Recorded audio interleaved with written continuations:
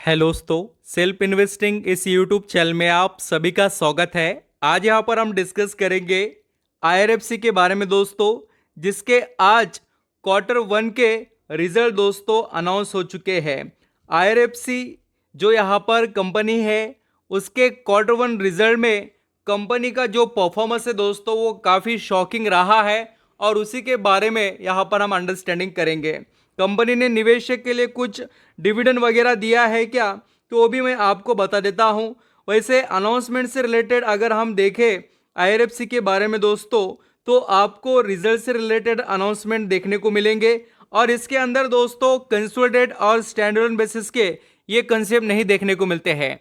Standalone का मतलब यहाँ पर क्या है और कंसोलिडेट का वो भी मैं आपको बताऊंगा। देखिए, ये जानकारी मालूम होनी चाहिए कि क्यों कंपनी के दो टाइप से रिजल्ट आते हैं। देखिए, हेड कंपनी जो रहती है उसका नॉर्मल रिजल्ट आता है, यानी कि statement of for the year ended ऐसा बोलकर आता है। और जो कंपनी के सब्सिडीज, जॉइंट वेंचर, एक्वाइजेशन, ये जो उनके अंडर जो बहुत से कंपनीज रहते हैं, उनके यहाँ पर दोस्तों स्टैंडर्ड और कंसोलिडेटेड रिजल्ट लगते हैं। तो अभी यहाँ पर जो आईआरएफसी कंपनी है उसका वैसा कुछ भी नहीं है, स्टैंडअलोन नहीं और कंसोलिडेटेड भी नहीं है। और दोस्तों कोई डिविडेंड वगैरह भी कंपनी ने डिस्कस नहीं किया।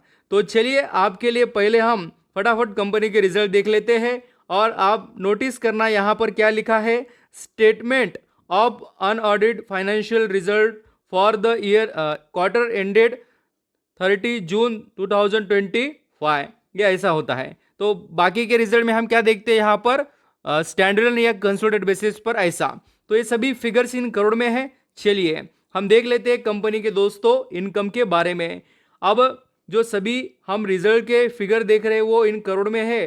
तो दोस्तों आप यहाँ पर नोटिस कीजिए, जून 2024 में आईआरएफसी कंपनी कमा रही थी कितना, 6,765 करोड़ का इनकम था। तो वही इनकम यहाँ बढ़कर जून 2025 में कितना हो गया है, 6,915 करोड़ का। काफ़ी अच्छी इंप्रूवमेंट हम कह सकते हैं कि कंपनी ने की है इनकम में ईयरली बेसिस पर। एंड क्वार्टरली अगर आप देखेंगे तो मार्च क्वार्टर में 2025 में 6,722 था कंपनी का इनकम, जो थोड़ा यहाँ पर इंप्रूव होकर 6,915 हुआ है।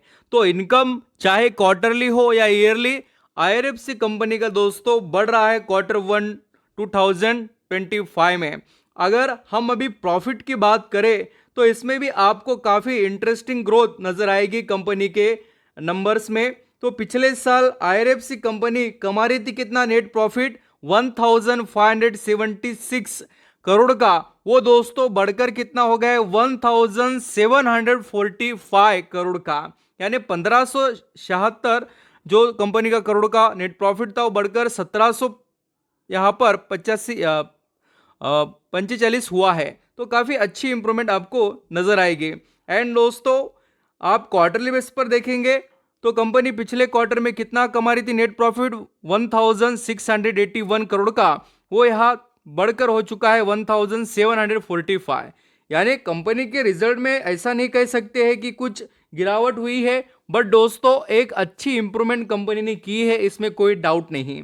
आई होप आप रिजल्ट समझ रहे होंगे और अर्निंग पर शेयर भी देखकर आप कंपनी के रिजल्ट अंडरस्टैंडिंग कर सकते हैं। चलिए स्टॉक से रिलेटेड डिस्कस करेंगे।